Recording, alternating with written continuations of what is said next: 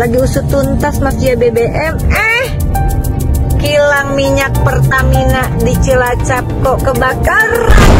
Assalamualaikum besti-besti love Indonesia kesayangan si akunya balik lagi di Viral for Justice dengan hashtag kita usut tuntas mafia BBM, usut. Tapi tiba-tiba saja kok beneran ya, lagi usut tuntas mafia BBM, kilang minyak Pertamina di Cilacap kok kebakaran. Infonya juga ada 38 tangki berisi pertalite. Bener gak sih? Bukan kebetulan kan? Semoga bukan kebetulan yang kebetulan. Jangan-jangan apakah ada barang bukti di sana?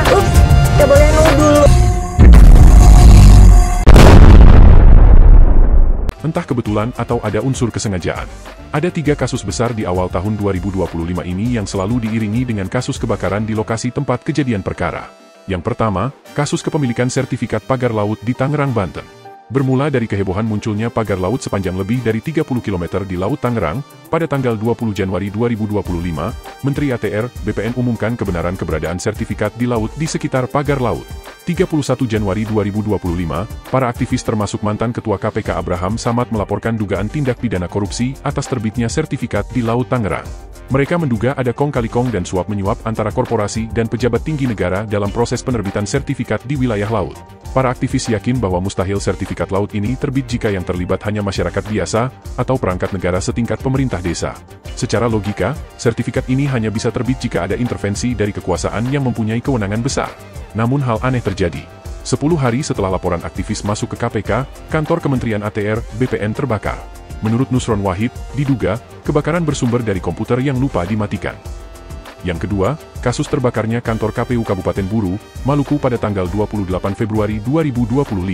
Sebelumnya, pada tanggal 24 Februari, Mahkamah Konstitusi mengumumkan bahwa terdapat 24 daerah yang harus melaksanakan pemilihan suara ulang, termasuk salah satunya adalah Kabupaten Buru, Maluku.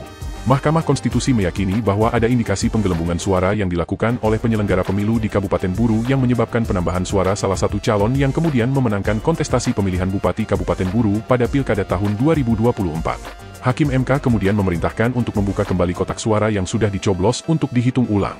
Namun belum juga putusan MK dijalankan, kantor KPU Kabupaten Buru diketahui terbakar pada tanggal 28 Februari pada pukul 2 dini hari. Dan teranyar, kasus mega korupsi di perusahaan milik negara, Pertamina yang diperkirakan merugikan keuangan negara sampai 193,7 triliun. Bukan hanya kasus korupsi permainan impor minyak mentah, dalam proses penyelidikan juga terungkap indikasi pengoplosan Pertalite dan Pertamax. Saat ini, kasus ini terus didalami oleh pihak Kejaksaan Agung yang menangani masalah ini. Namun pada tanggal 27 Februari, diketahui kilang minyak di Cilacap terbakar. Entah terjadi secara kebetulan atau tidak, namun ketiga kasus ini menimbulkan pertanyaan di kalangan masyarakat. Ada apa sebenarnya? Kenapa kejadiannya bersamaan, ketika sedang ada masalah, kemudian ada kebakaran?